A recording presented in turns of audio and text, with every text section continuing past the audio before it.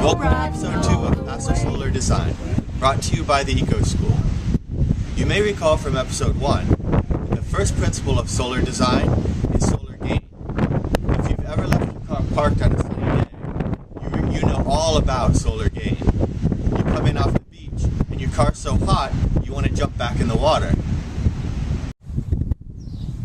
We're using solar gain to cook our dinner, but that's not the topic of this episode. Just as the sun coming through the window heated the car, and the sun coming through the glass lid of the pot cooked our dinner, the same principle of solar gain can be used to heat your home. So clearly, the key to solar gain is having windows on the sun side of your structure. This is to the north in the southern hemisphere, and to the south in the northern hemisphere.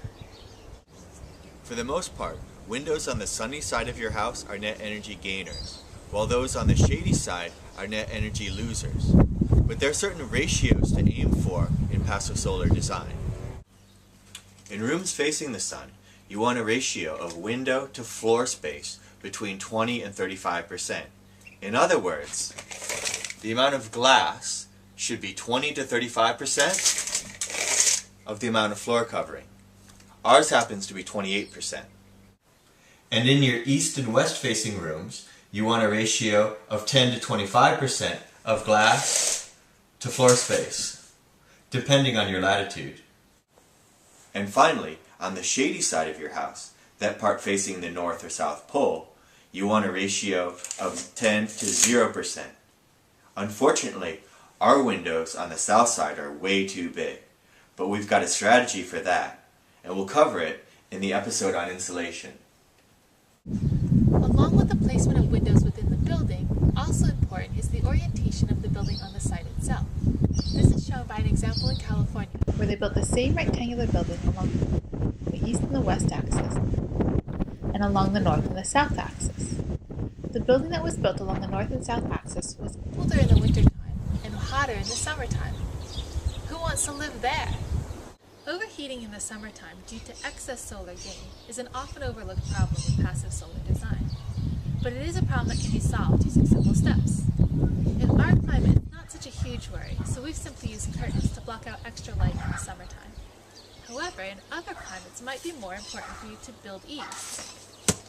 These eaves should block out high summer sun, but allow low winter sun to enter the house. Another solution is to plant deciduous trees along the sunny side of your house. These trees shed their leaves in the wintertime, allowing light to enter the house, but have their leaves in the summertime when the sun's rays are the harshest. That said, we do have a real problem with one window in our house, on the southwest side.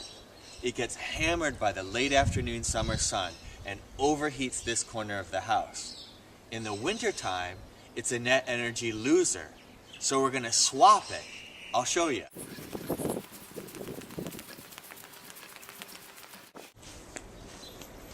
For this one, which is on the northeast corner of the house, which gets beautiful morning sun and is a net energy gainer in the wintertime.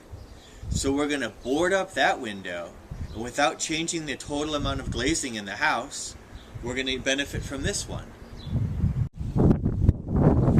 To review, good passive solar design is about maximizing gain in the winter and protecting against overheating in the summer, especially at the late afternoon sun. So remember those ratios. Thanks for watching. As always, this program is brought to you by the Eco School. Our next episode will be on thermal mass. Good day.